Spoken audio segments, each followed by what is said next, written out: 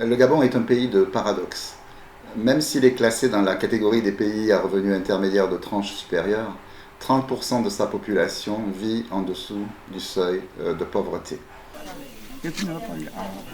Sur la question des enfants des peuples autochtones, la Convention relative aux droits de l'enfant a déjà prévu à l'article 2 la protection de l'enfant contre toutes sortes de discriminations de tout genre.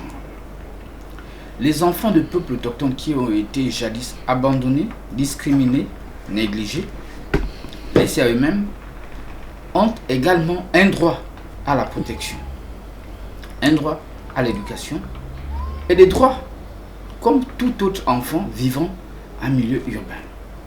De nombreux enfants font face à des iniquités, c'est-à-dire n'ont pas la même opportunité d'accéder aux services sociaux de base en matière de santé, de nutrition, d'éducation, d'hygiène et d'assainissement ou de protection.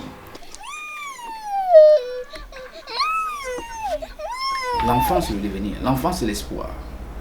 Et ne pas s'occuper des enfants de peuples autochtones, c'est entretenir également ce qui va constituer demain un goulot d'étranglement dans l'humanitaire, dans le développement de nos sociétés.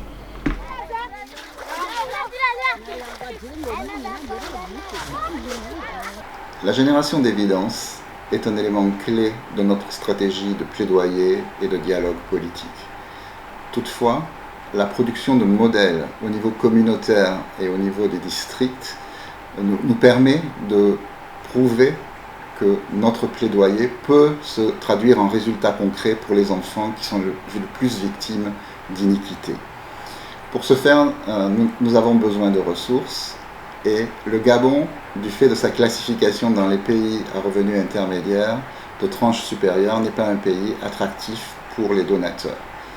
Toutefois, si nous bénéficions de davantage de ressources, nous pourrions également développer des modèles au niveau communautaire et au niveau des districts afin de mieux argumenter ce plaidoyer et de démontrer que ces modèles peuvent avoir des résultats concrets dans le respect et la réalisation des droits des enfants, notamment les enfants les plus vulnérables.